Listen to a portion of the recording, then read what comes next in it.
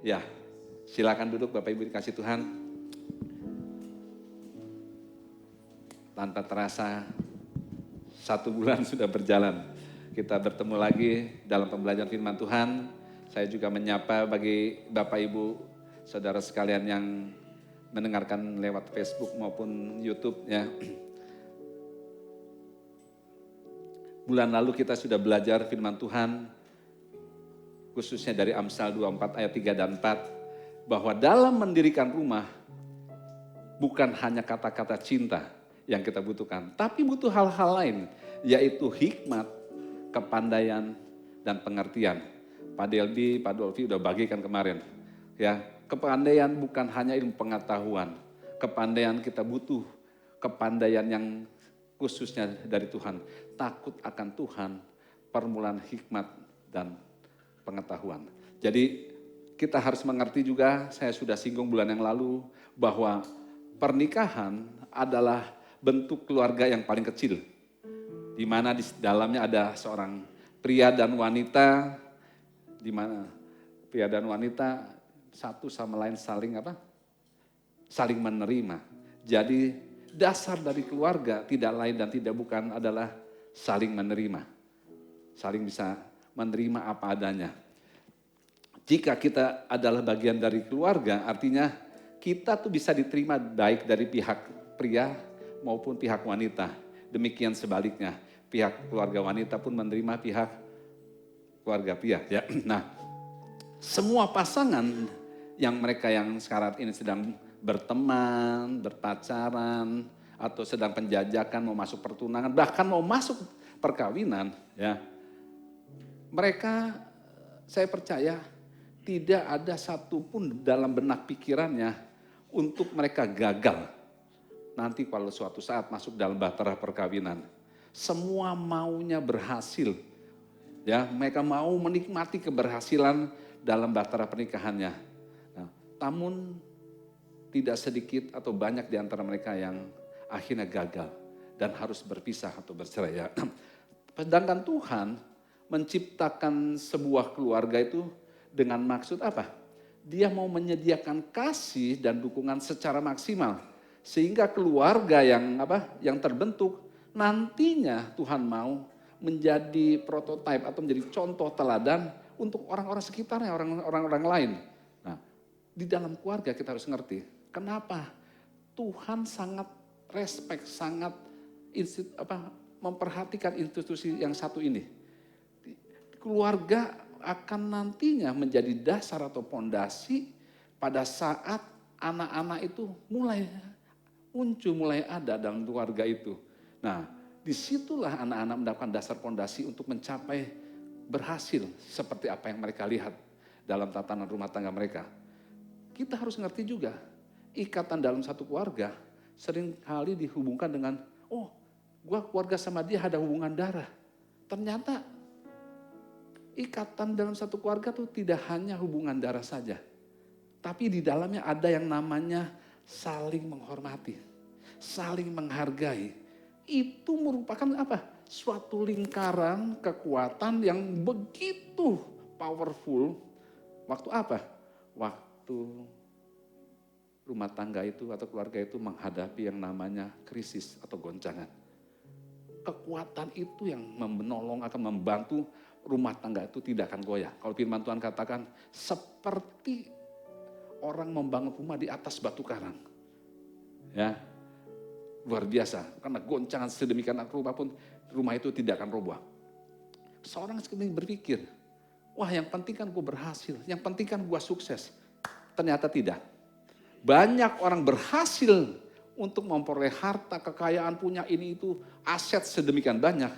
Tetapi tidak sedikit dari mereka yang gagal membangun yang namanya keluarga. Ya, nah sukacita dalam keluarga tidak ditemukan dalam bentuk yang namanya benda. Pak Dolfi udah singgung kemarin. Harta atau berkat itu bukan benda. Makanya sukacita dalam keluarga nggak bisa ditemukan dalam benda. Gue kan udah punya ini, punya fasilitas. Itu tidak akan membawa rumah tangga seperti apa yang Tuhan rencanakan. Nah, orang berpikir, aku yang penting kan memiliki tempat tinggal untuk pulang. Nah, Itu kalau kita memiliki tempat tinggal untuk pulang, itu namanya rumah. Kalau seseorang kalau memiliki seorang untuk dikasihi, itu yang namanya keluarga. Tapi kalau kita memiliki rumah dan orang yang dikasihi, itu adalah berkat yang Tuhan mau sediakan. Jadi bukan denda, ya. Nah, jika kehidupan dan keluarga yang Tuhan sediakan, yang Tuhan rencanakan itu tidak dihargai, bahkan tidak dijaga, tidak di-maintain, maka itu seperti pilar yang kokoh itu roboh. Pilar terdepannya itu pertahan di bagian depan tuh gampang dimasuki oleh musuh. Kalau 1-2 bulan yang kemarin saya gambarkan bahwa istri begitu penting memerankan dalam satu rumah tangga, demikian juga laki-laki. Saya gambarkan istri sebagai tiang dalam sebuah payung yang menyanggah. Angin kencang kalau tiangnya kuat, dia tidak akan Tidak akan sampai crack atau patah. Ya. Tapi tidak kalah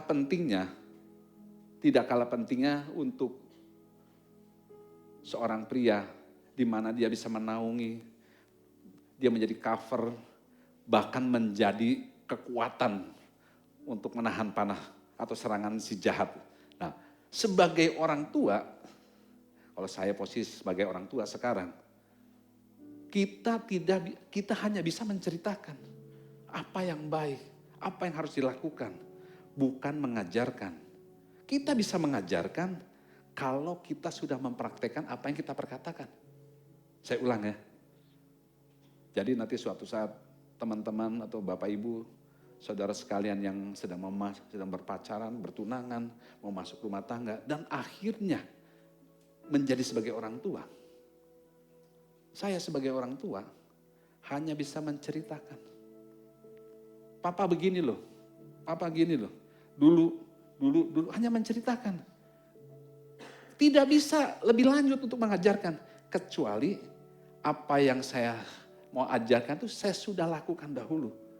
Itu baru akan menjadi satu contoh, suatu role model yang mereka bisa lihat. Bisa nyata, oh dia bukan cuma omong doang, tapi aku udah lihat. Apa yang dia katakan, apa yang papa mama sampaikan, memang aku melihat dengan nyata. Ada buktinya dan orang merasakan dampaknya. Nah, saya mau bagikan juga gini, ada prinsip yang paling penting dan harus dipegang dalam satu keluarga. Kalau kita udah membangun suatu rumah tangga yang baik, kalau didiamkan atau yang penting gue udah married.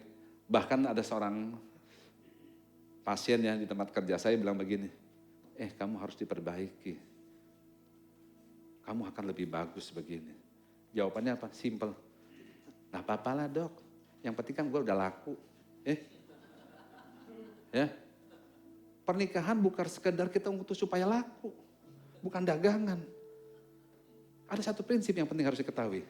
Segala sesuatu, kalau kita biarkan, tadi dibilang kalau tidak kita jaga, kualitasnya menurun. Catat ya, siapin. Segala sesuatu, kalau apa yang kita mulai kita abaikan, kita biarkan, kualitasnya pasti menurun. Nah, tahap yang kedua. Sedangkan untuk kita untuk tetap sama di level yang sama pada waktu kita memulainya, kita juga perlu perawatan. Butuh waktu, tenaga walaupun gak banyak, tapi kita butuh keteraturan dan kerajinan untuk hal itu. Namun yang paling penting yang ketiga ini, untuk membawa kita naik ke level yang lebih tinggi atau next level, atau kualitas yang lebih baik, kita butuh namanya kerja keras. Kesungguhan yang lebih lagi, tenaga yang besar, waktu yang banyak, bahkan tidak sedikit biaya yang kita butuhkan. Wah ya, jadi kalau bagi yang sedang berpacaran, yang sedang mau memulai, nanti masuk ke rumah tangga, atau yang sudah menjalaninya, dan kita bisa tahu, aku tuh posisi di mana nih? Ya, saya kasih contoh. Tadi saya udah bagikan, saya nggak mau kasih contoh lewat orang lain. Jadi saya harus contoh lewat diri saya sendiri. Nah, Saya, untung istri saya lagi ada di tempat lain ya, saya ceritakan sama dia. Sebenarnya tadi pengen saya sampaikan pada waktu ada istri saya. Nah, jadi sebuah keluarga, kita satu fondasi yang kita bangun adalah menerima satu sama lain. Istri saya dari keluarga yang boleh dibilang secara ekonomi nggak terlalu bagus, biasa-biasa aja, bahkan mungkin di bawah biasa. Kalau istri saya pernah sharing, pernah ceritakan bagaimana dia untuk sekolah, orang tuanya harus pinjam uang dari opahnya. Harus pinjam uang, nanti kalau tokonya barang laku, nanti diganti. Jadi papinya utang sama opahnya, sama papanya lagi. Jadi saya bilang, saya dengerin, aduh, satu kali saya main ke rumahnya, memang dia, papinya bukan yang nggak ada, ya ada.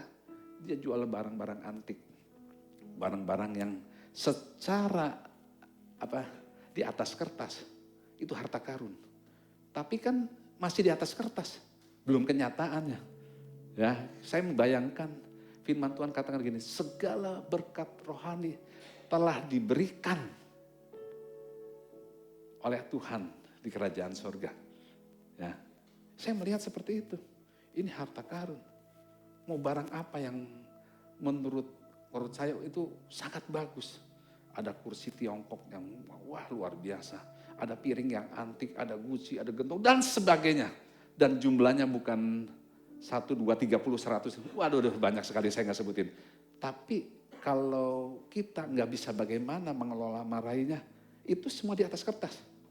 Makanya perlu hikmat, kepandaian, butuh pengertian, butuh firman lah.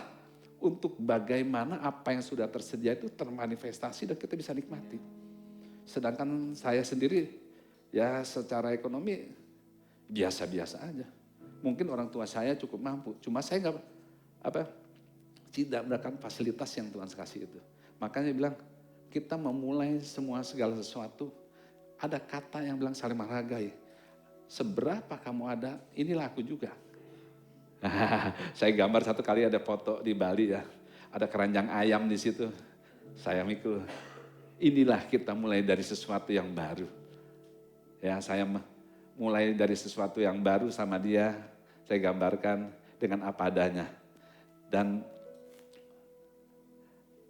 saling menerima akan membawa kita satu yang namanya keintiman.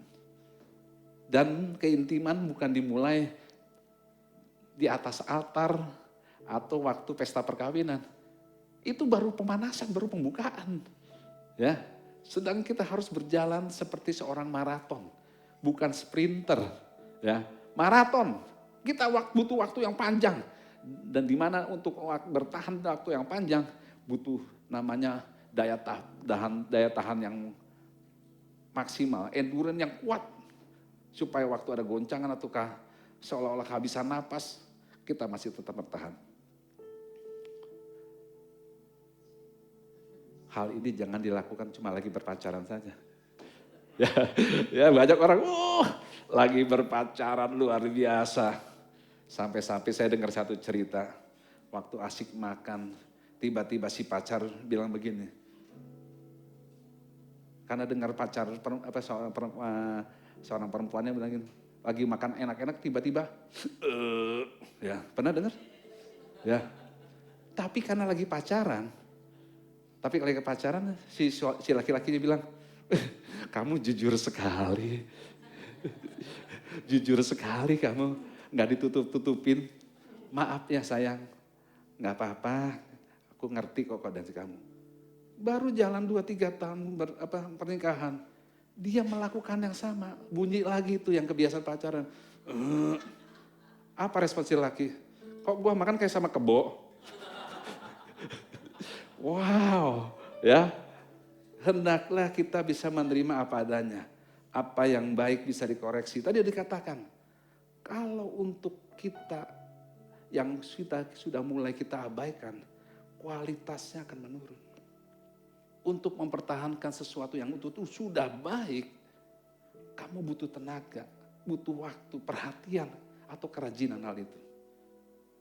Bahkan sekali lagi saya ulang, Kalau kamu mau mendapatkan sesuatu yang lebih baik, karena kamu akan jadi prototipe atau model buat generasi berikutnya, kamu butuh kekuatan yang lebih besar, semangat yang lebih gede, bahkan biaya yang besar, pengorbanan yang besar. Nah, anak-anak kami muncul, mulai yang remaja, bahkan sekarang sudah menikah satu. Kami bawa mereka untuk melihat bagaimana kami menyelesaikan masalah ekonomi, masalah kami menghadapi krisis, goncangan dan sebagainya. Kami ceritakan sama mereka, apa yang kami alami baru kita ajarkan, yang sudah kita jalanin. Kita bawa. Seringkali seorang papa lupa, kenapa sih papa penting dalam kehidupan ini. Tapi hari ini sebenarnya saya ngomongin perempuan terus. Saya singgung sedikit laki-laki, kapan-kapan saya ngomong laki-laki. Betapa pentingnya peran seorang pria dan wanita atau seorang laki-laki dan perempuan untuk berkolaborasi. Sehingga anak-anak bisa menonton apa yang Papa Mama mainkan. Bahkan apa yang bisa mereka untuk berjalan di next level. Kami bawa. Waktu kami nggak boleh dibilang dalam keadaan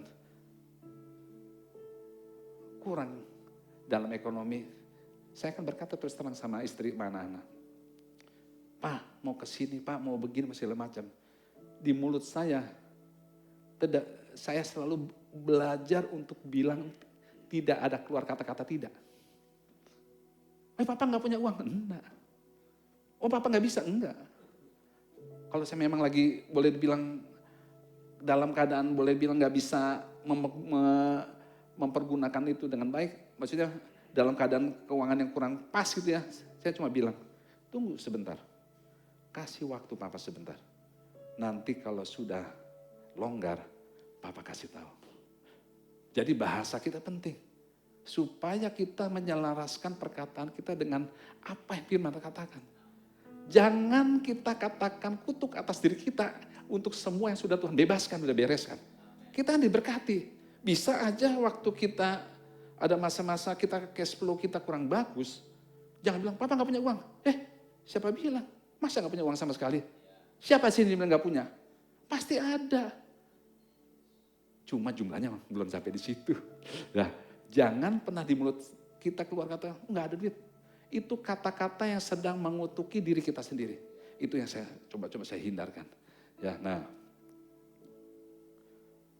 saya merasakan bagaimana ke tempat ini sama anak-anak. Ini anak-anak saya yang perempuan yang nomor 2 ini yang arrange. Papa punya uang berapa? Sebentar ya, nanti bulan depan Papa mau lihat. Kelihatannya Papa dapat uang sewa ini, dapat ini. Begitu ada saya bilang, nih Papa dapat sekian. Oke, nanti nih saya ngatur. Saya nggak kepikir bisa dapat tempat yang begitu luar biasa anak saya. Jadi cuma tanya dia nggak, Pak kita mau, enggak, Papa ada berapa? Saya bisa arrange semua. Tiketnya apa, wah saya bilang luar biasa. Waktu kita bekerja sama-sama pasangan kita, firman Tuhan katakan, pernah belajar bulan lalu bilang, kalau 2 orang berkumpul dalam nama Tuhan, mintalah apa saja. Maka apa yang kamu rencanakan, apa yang kamu minta, apa yang kamu rindukan, pasti Tuhan sediakan, pasti digenapi. Nah, waktu kita bersepakat, membuat hal-hal yang tidak mungkin jadi mungkin. Yang tidak bisa jadi bisa. Bahkan, yang luar biasa, yang gak pernah timbul dalam hati, pikiran, bahkan tidak pernah kita pikirkan sedikit pun, Tuhan sediakan bagi kita yang mengasihi dia. Ya. Nah, sekarang pertanyaan begini, mungkin gak sih kita yang dalam keadaan seperti ini membangun sebuah keluarga ilahi yang didasari kasih sejati, kasih yang dari Tuhan, kasih agape. Firman Tuhan katakan sangat mungkin. Karena firman Tuhan katakan lagi, karena roh setiap orang yang setelah lahir baru, rohnya telah menjadi satu dengan roh Kristus. Dan dia tinggal di dalam diri kita. Yang perlu kita tahu adalah bagaimana dengan hikmat, pengertian, dan kepandian kita menggali, mengembangkan semua potensi yang Tuhan sudah berikan buat kita itu untuk termanifestasi seperti yang kita rindukan, kita mau. Nah, mungkin nggak? Mungkin. Nah, ya. Nah inilah dikatakan bahwa kita tuh begitu luar biasa kalau seorang perempuan dan laki-laki dan perempuan itu berjalan bersama. Menjadi apa? Bisa membangun sebuah keluarga yang seperti apa yang dia inginkan. Wah, ya, keluarga yang luar biasa. Bagaimana ini pasti kerinduan hati kita Tuhan akan nyatakan, akan berikan kepada kita. Kasih yang agape itu yang memampukan kita. Jadi bagi mereka yang sedang mempersiapkan diri, bangunlah itu di atas dasar kasih Kristus. Tapi waktu mereka yang sedang mau merestor, tarik mundur 1-2 langkah untuk kembali kepada rencana Tuhan yang semula.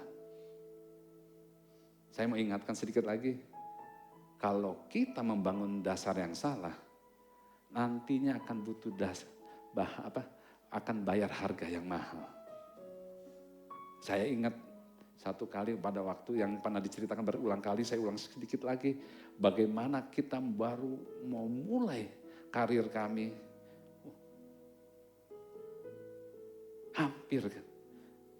Hampir saya untuk memutuskan menurut jalannya apa yang saya pikirkan baik. Apa yang saya pikirkan tuh benar. Firman Tuhan katakan orang akan mengatakan baik, benar menurut pikirannya sendiri. Tapi Tuhanlah yang menguji hati kita. Bagaimana caranya hal itu terjadi? Waktu kami mau tugas ke daerah, kami melakukan satu hal yang nyaris salah. Karena kami mau jalan yang pintas, yang gampang. Untuk mencari tempat yang menurut saya di kota besarlah itu tempat yang terbaik buat kami. Tapi Tuhan tahu. Ya seperti di Yeremia 29:11, aku tahu rancangan apa yang ada padaku mengenai Iwan dan Heni. Yaitu masa depan yang hilang gemilang. Bukan rancangan kecelakaan. Dan waktu saya nggak peka di situ, istri yang menolong. Roh Kudus berbicara lewat istri saya. Apakah kamu mau membangun sesuatu yang baru dengan dasar yang salah? Jangan seperti Yunus, dikasih jelas. Jangan seperti Yunus. Tuhan kasih tugas di Niniwe. Ya, dia pergi kemana?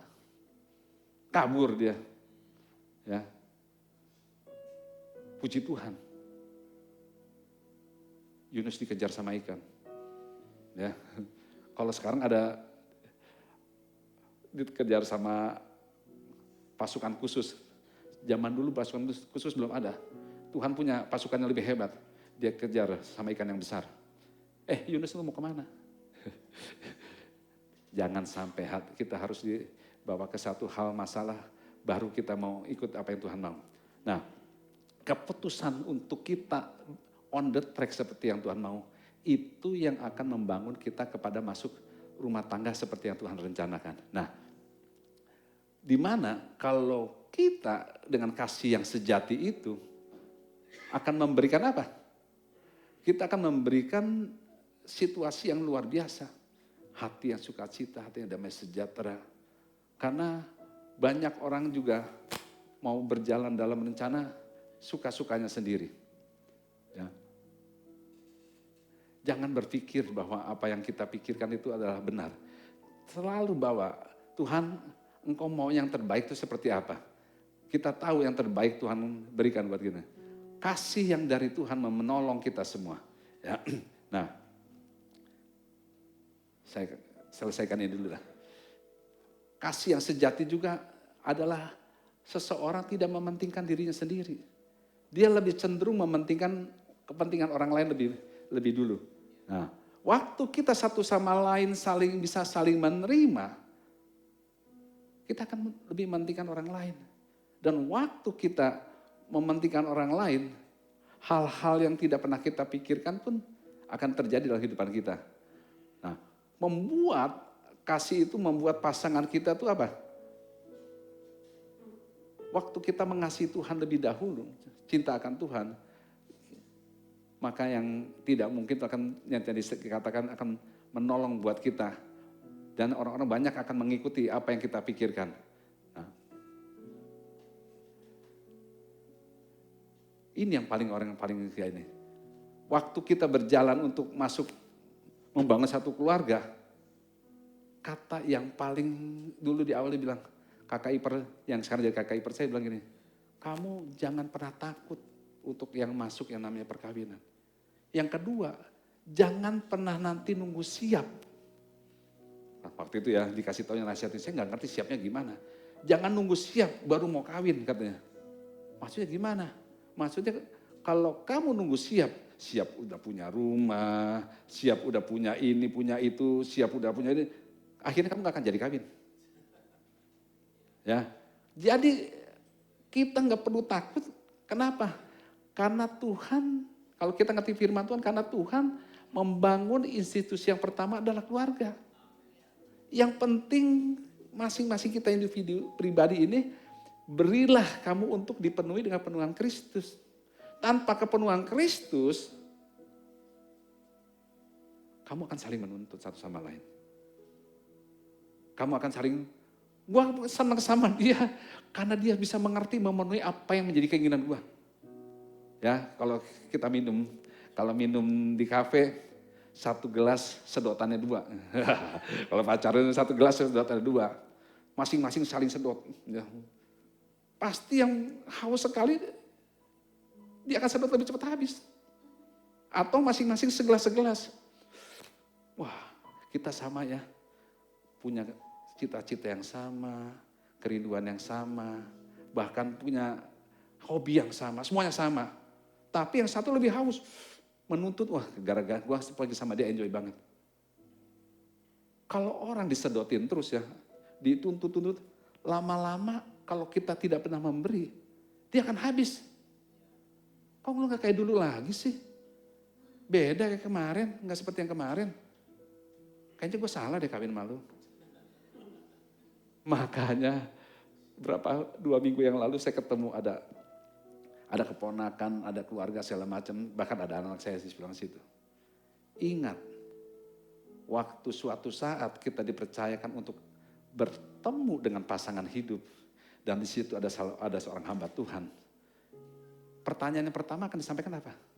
Saya selalu waktu ikut pemberkatan pernikahan, hamba Tuhan itu bertanya sama kedua mempelai bilang, betul, pasangan ini yang kamu pilih.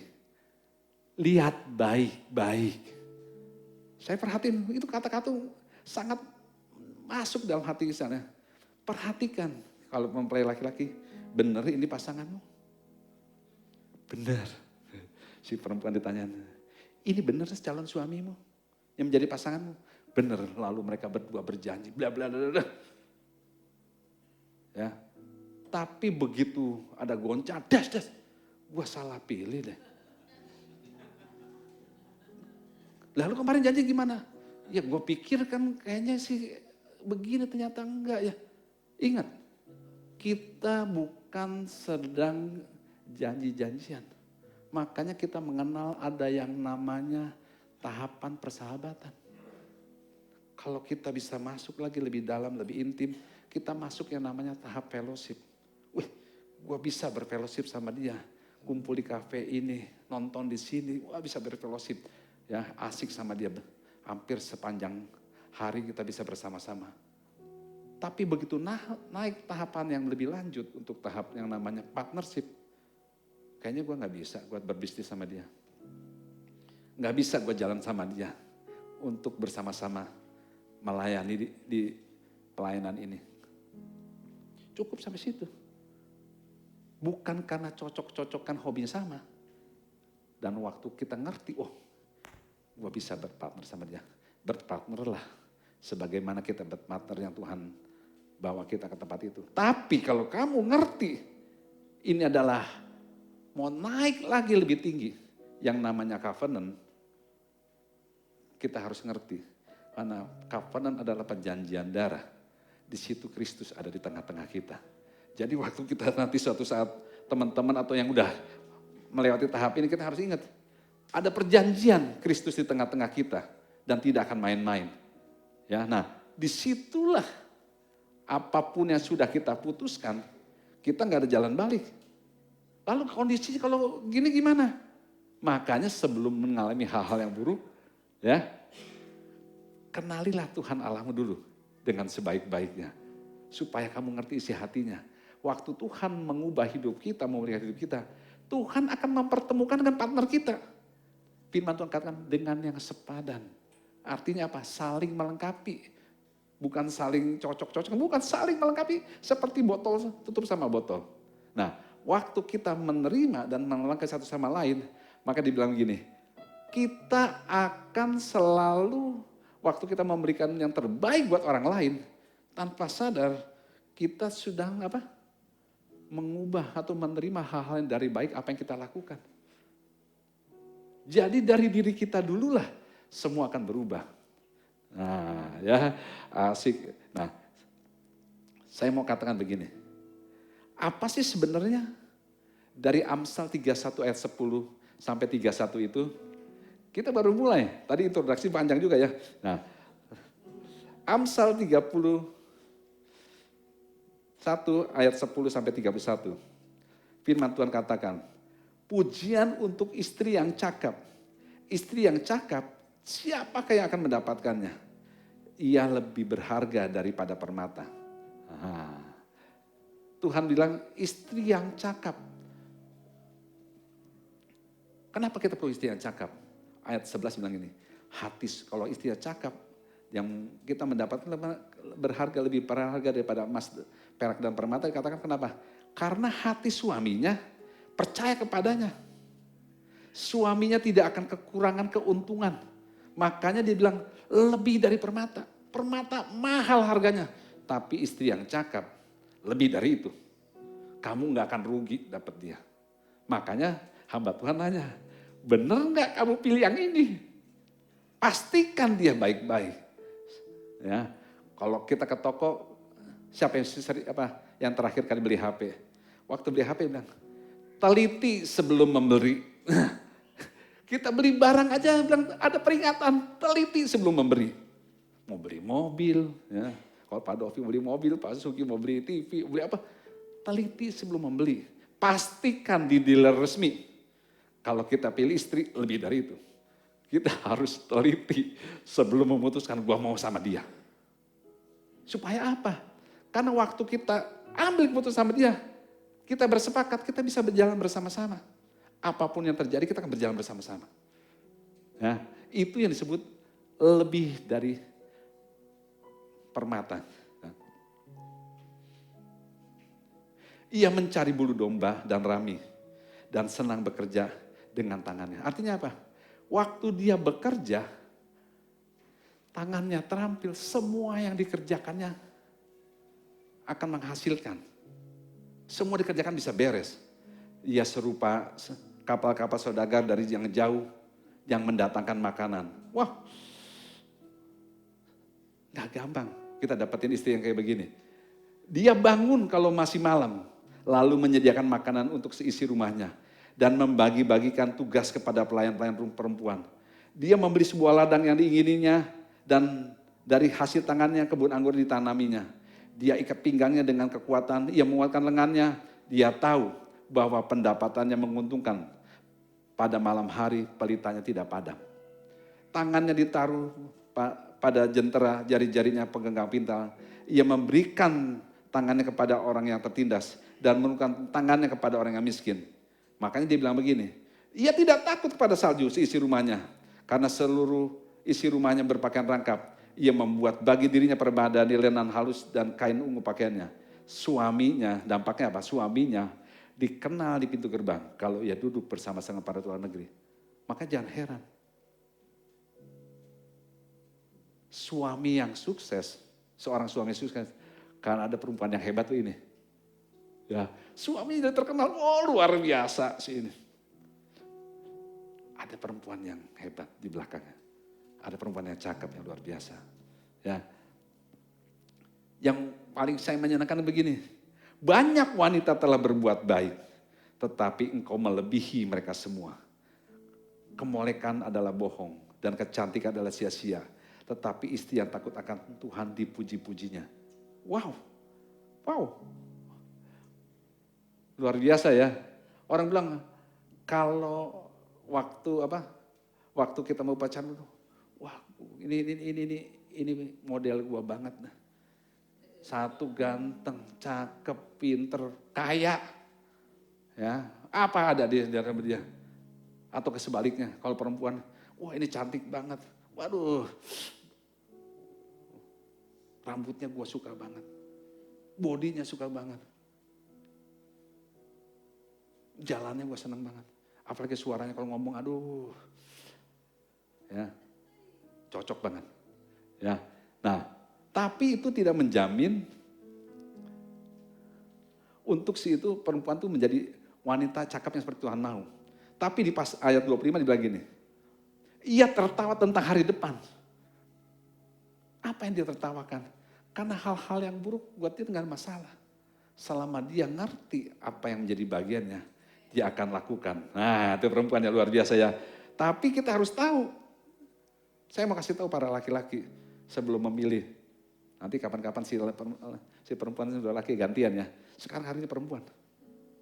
Di sini dikatakan, tidak ada wanita yang sempurna. Harus sadar. Ya, nggak ada wanita yang sempurna. Kenapa nggak ada sadar? Kalau saya memilih bersama wanita yang harus kerja, pokoknya lu kerja ya. Tapi kita harus mau menerima dia untuk tidak bisa di rumah membersihkan rumah. Kan dia kerja, kapan bersihinnya? Ya lu kerja, gua kerja, bersihin rumahnya kapan? Saya ulang ya. Jadi kalau saya memilih seorang perempuan, seolah calon saya itu yang harus bekerja, dengar baik-baik laki-laki ya, jangan salah pilih nih.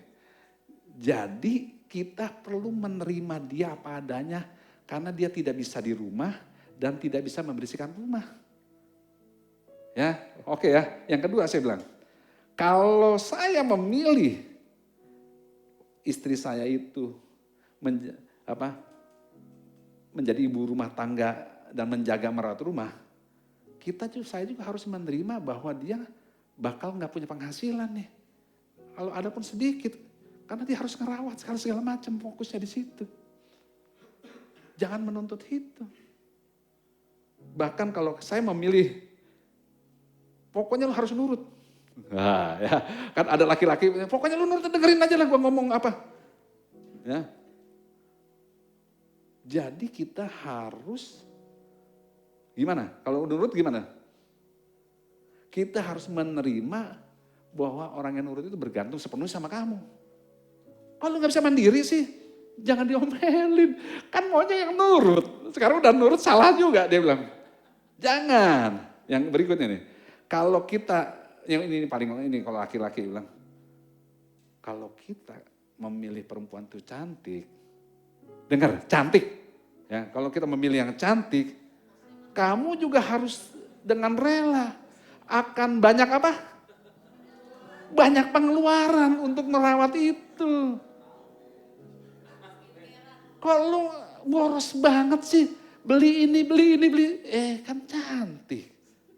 Tadi udah dikasih tahu, semua yang kamu dapat yang baik, kalau kamu abaikan, kamu tidak rawat, kualitasnya jadi turun. Lu mau jadi jelek, jadi cantik gitu kan? Enggak.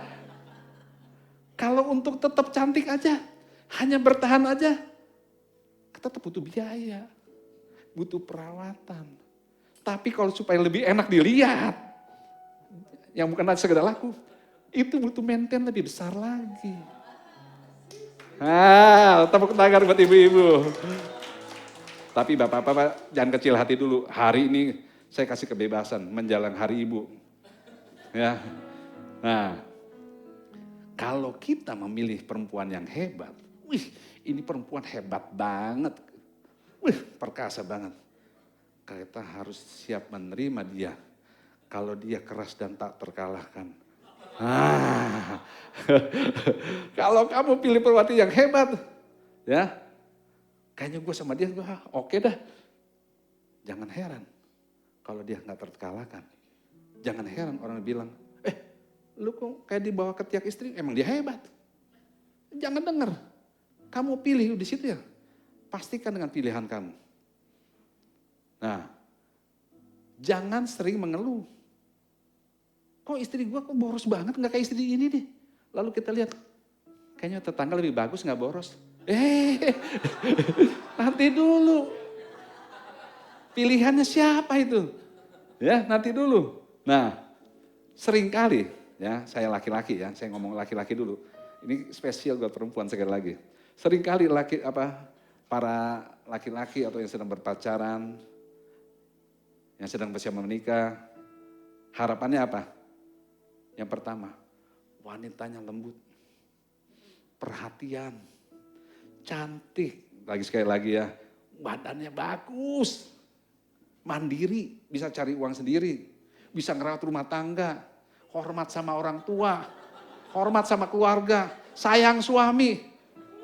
Nah, gimana? Sekarang saya tanya sama si laki-lakinya, kamu punya kelebihan gak kayak gitu? Ya, coba tanya, saya tanya, punya kelebihan gak kayak gitu? Jadi waktu saya mau nuntut itu, kita lihat diri kita, keinginan kita. Apa sih kelebihan kamu? Kamu tinggi gak? Tampan gak? Bodinya bagus gak? Body bagus ke samping apa ke depan? Yang mana yang kamu yang punya? Kamu punya uang banyak emangnya? Punya rekening berapa? Nah, itu dia. Emang kamu setia, sayang sama istri? Kalau kamu nggak punya itu, jangan tuntut istrimu seperti itu. Nah. Suami-suami coba peluk istrinya tuh. Ya, ya ada suami peluk istrinya. Aku nggak begitu ya sayangku. Ya asik ya. Nah gini nih. Dengerin, istri itu baik atau buruk, atau cantik atau tidak, tergantung sama suaminya. Wah, tepuk tangan buat Tuhan Yesus. Ya, jadi kalau buat saya ya, kalau kita mau melihat kita istrinya awet muda, saya mau katakan itu sangat berpengaruh dari suaminya, termasuk istri saya.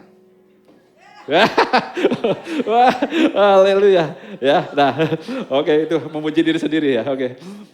Nah, kenapa? Untuk mendapatkan karakter yang baik dari istri segala macam, si suami harus mengajarkan budi pekerti yang baik juga. Kalau pengen istrinya pintar, suami harus mengajarkan ilmu yang baik juga, yang benar juga. Kalau kita pengen istri takut akan Tuhan, bawa dia saudara dengan firman Tuhan. Maka apa yang dari awal yang kamu rindukan, cita-citakan, firman Tuhan itu yang akan digenapi atas hidup kamu. Nah, jangan bandingkan apa? Jangan bandingkan orang bilang, oh yang situ bagus, dulu bagus kan kok nggak kayak sebelah sini. Nengok, oh di situ kok irit, di sini boros banget. Saya mau kasih tahu, kalau kita piara angsa sama piara bebek, beda ongkosnya. Saya kasih tahu ya, kalau sekali ulang, kalau kita punya angsa nih, angsa bodinya gede nih, sama bebek, beda biayanya, beda. Harus ngerti. Maksudnya gini, jangan pernah membandingkan apa yang sudah kamu putuskan. Tetaplah fokus pada tujuanmu. Makanya saya di awal saya katakan, tidak ada perempuan yang sempurna. Dan tidak ada juga suami yang sempurna. Tuhan mau dengan segala kekurangan keterbatasan kita berkolaborasi satu sama lain dan kita bisa maksimal di dalam Tuhan Yesus. Nah, seperti payung itu, ada tiang yang kokoh, ada penutup yang luar biasa. Maka panas terik, hujan debu, hujan angin, hujan es, ya salju, maupun angin segala macam, ya. Luis dikasih lihat, udah angin kencang. Payung itu kan tetap berdiri teguh, menghindari kita di hal-hal yang tidak baik. Asik ya. Nah, sebenarnya apa sih yang sebenarnya harus dipuji dari seorang wanita?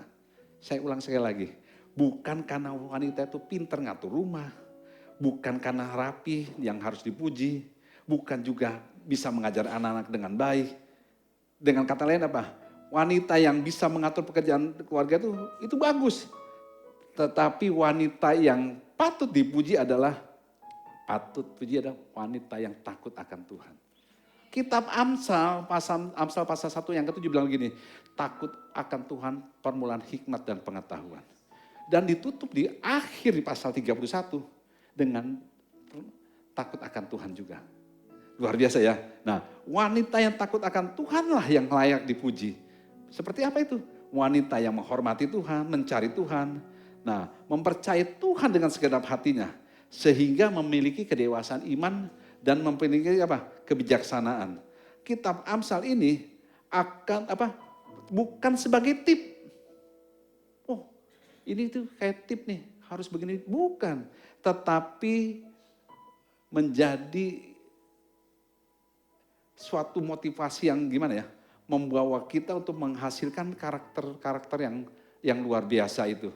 Yang pertama apa?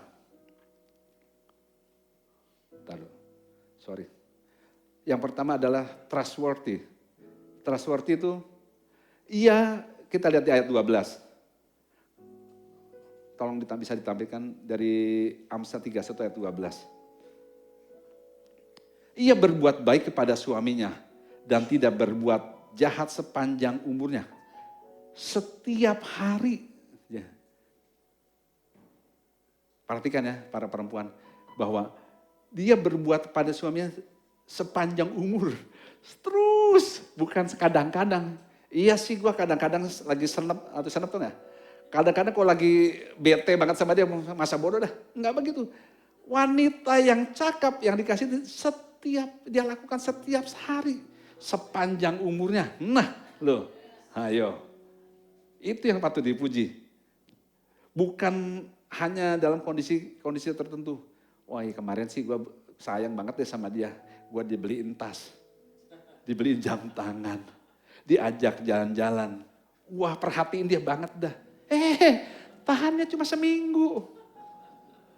Lebih dari itu kendor lagi. Ya. Nah, di sini dikatakan ayat 12, itu yang membuat suaminya percaya kepadanya.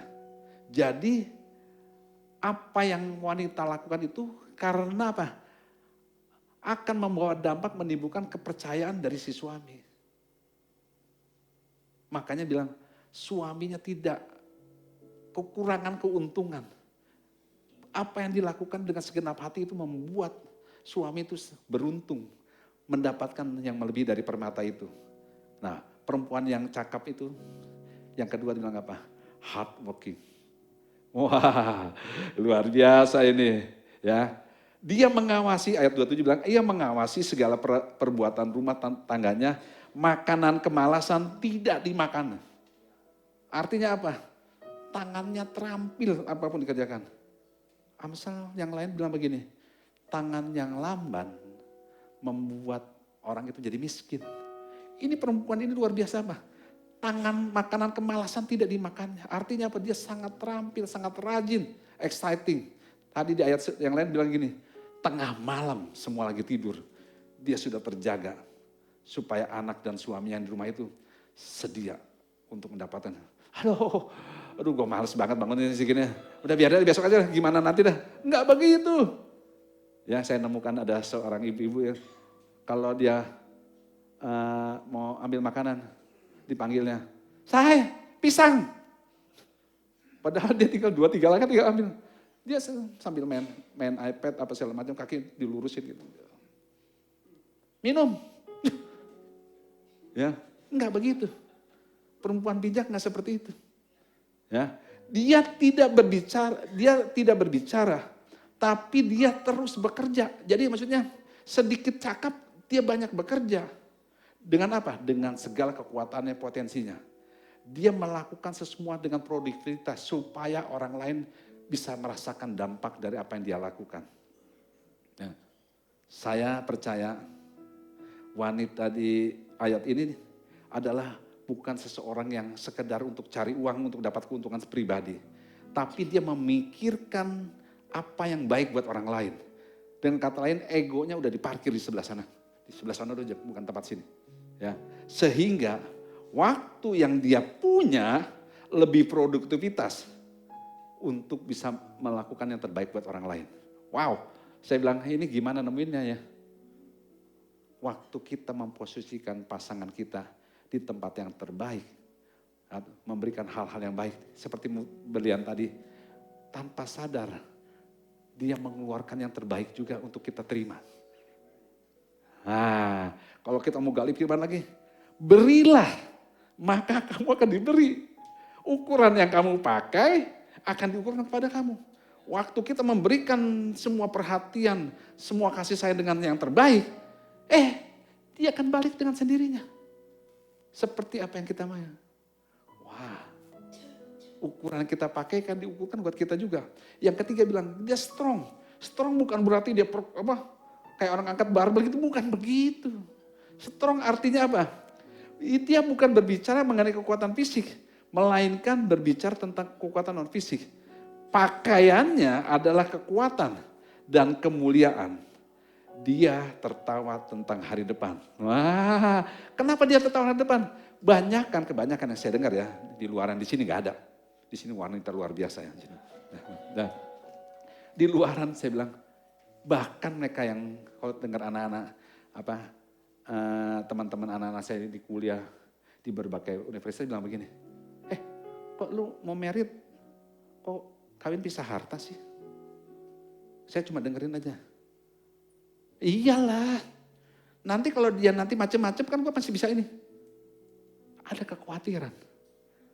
Ya, ada kekhawatiran bahwa nanti suatu saat pasangan akan begini-begini. Kalau kita mau mulai suatu bangun rumah tangga udah dikasih file seperti itu, jadilah seperti apa yang kamu khawatirkan. Kalau pisah harta sih begini, ya gimana ya, gue gak mau ambil resiko lah. Gue gak mau jadi janda-janda gitu-gitu amat kali. Ya, saya bilang, ampun. Belum merit. Saya bilang, aduh. Makanya betapa penting setiap pembicaraan papa, mama, orang tua tuh di dalam keluarga tuh memperkatakan apa yang firman Tuhan katakan.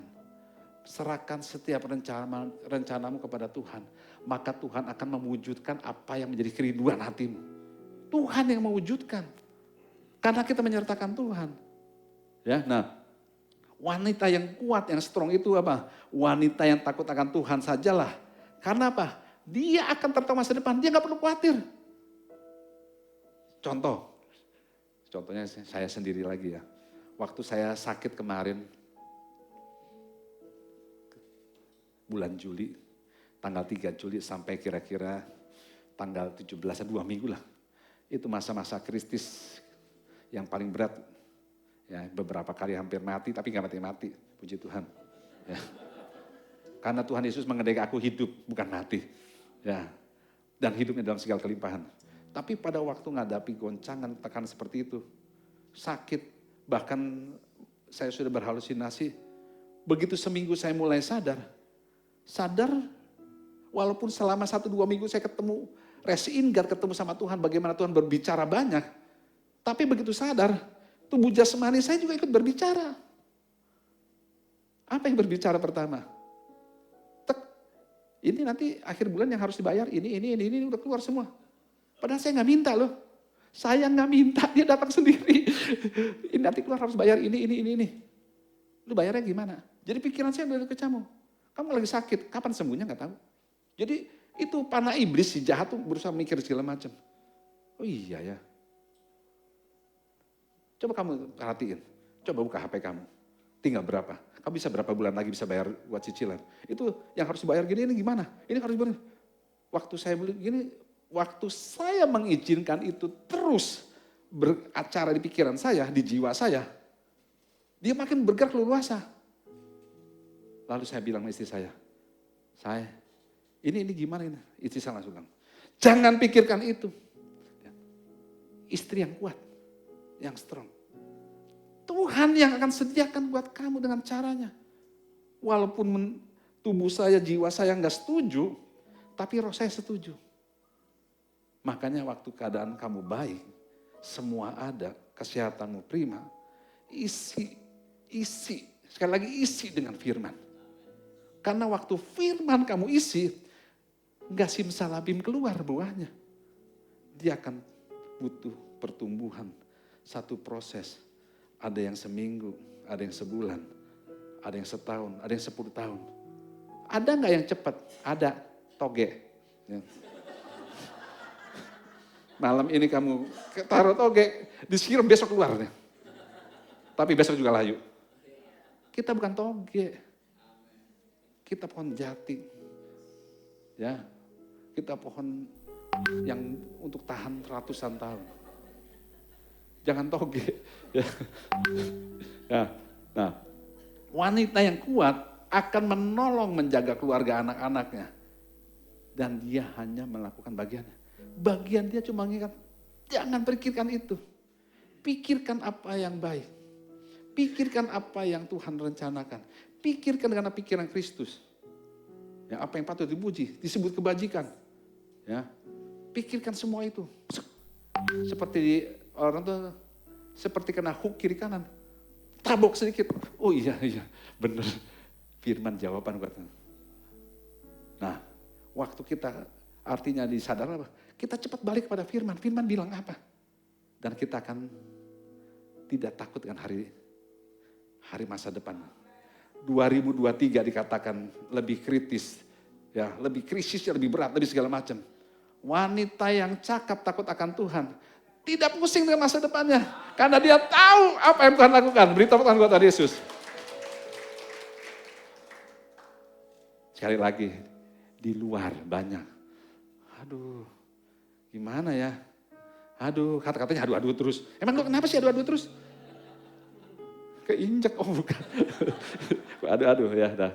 Jadi pada saat dia atau perempuan itu mempercayakan masa depannya pada Tuhan, lalu dia bilang, masa depannya gilang gemilang udah gua pegang.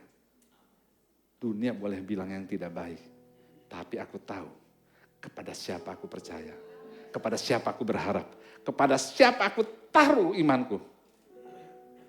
Ya, nah yang keempat bilang gini, kind and caring. Ya. Dia membuka mulutnya dengan hikmat pengajaran yang lemah lembut. Itu ada di lidahnya.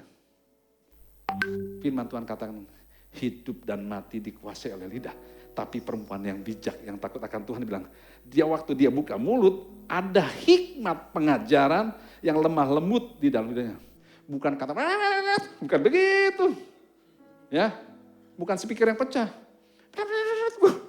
Wah, udah itu gak bisa berhenti. Kayak trompet pecah. Enggak, tapi ada pengajaran, ada hikmat, karena dia ada pewahyuan, kesukaannya merenungkan Taurat Tuhan siang dan malam. Dia memiliki pengajaran yang lembut, artinya apa? Dampaknya baik buat suaminya. Istri yang takut akan Tuhan berdampak baik buat saya. Pada saat keadaan saya tidak baik, perkataannya membuat baik buat saya. Secara fisik, secara jiwa maupun cara kehidupan saya. Ya. Dan akhirnya saya bisa melewati kemenangan itu. Yang paling penting yang terakhir ini, ayat 28 bilang gini, anak-anaknya bangun dan menyebut berbahagia dan suaminya memuji dia. Wow, ya. Kalau istri-istri belum dipuji sama anak sama suaminya, cepat diam diri, introspeksi diri. Ada yang salah nggak ya? Tapi jangan tertuduh, ya, jangan tertuduh. Kenapa? Karena tangannya selalu memberi pada orang tertindas. Dikatakan bahwa, nah, ini yang ini. Fokusnya tidak pada diri sendiri, tetapi ya dia pada orang lain, orang yang sekitar merasakan. Dan inilah menjadi standar bagi semua wanita, khususnya menjadi inspirasi bagi pria yang sedang mencari pasangan. Ya, yang mau mencari pasangan jangan salah pilih. Yang mau menikah atau yang mengarungi bahtera yang sudah mengarungi pernikahan, untuk apa? Untuk kita hidup selalu takut akan Tuhan menjadi fokus hidup kita. Dan mendedikasikan kehidupan kita bagi keluarga dengan kemurahan hati. Saya percaya itu yang menjadi kerinduan hati kita semua. Dan komunitas yang Tuhan percayakan ini saya percaya. Keluarga-keluarga akan dipulihkan. Bahkan keluarga-keluarga ilahi yang akan dimulai ikut akan terbentuk. Jangan pernah melihat, membandingkan, kok dia begini, ini enggak. waktu kita misalnya sudah telanjur, bukan telanjur gimana ya, waktu kita telah memilih sesuatu, jangan pernah meninggalkan dari apa yang kamu pilih. Belajarlah untuk bertanggung jawab dengan pilihanmu. Tapi dengan bukan kekuatan sendiri, bahwa Tuhan, aku telah memilih. Aku tahu Roma 8:28, keputusan yang aku salah ini, atau kurang tepat, atau kurang bijaksana. Waktu aku menyertakan Tuhan, Tuhan bisa mengubah dan mendatangkan kebaikan bagi kita yang mengasihi Tuhan. Tundukkan kepala kalian.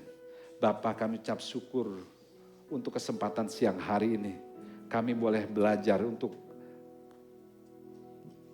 mendapatkan, meraih, atau menjadi perempuan yang bijak, perempuan yang takut akan Tuhan.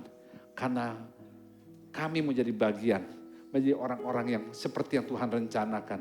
Keluarga-keluarga yang dipulihkan, keluarga-keluarga yang mengasihi Tuhan, yang mengandalkan Tuhan. Dan setiap kami yang rindu Tuhan, biarlah kami percaya, firman-Lah jalan keluar bagi kehidupan kami. Tidak ada yang mustahil bagi kami orang percaya mengasihi-Mu Tuhan.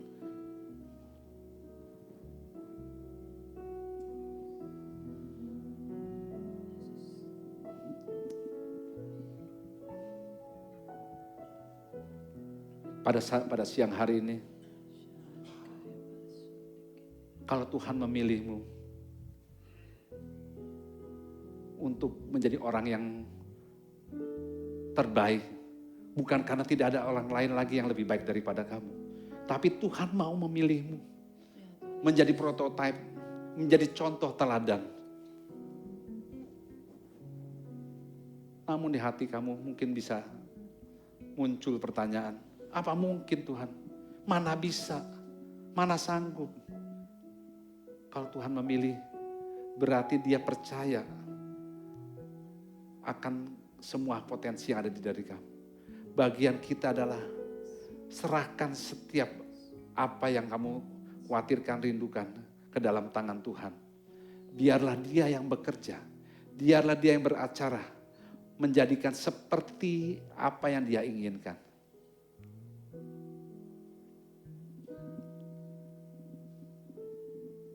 Karena dengan mengasihi Tuhan, kami bisa meraih kemenangan-kemenangan itu. Karena Tuhan yang telah terlebih dahulu mengasihi kami semua Tuhan. Terima kasih Tuhan Yesus.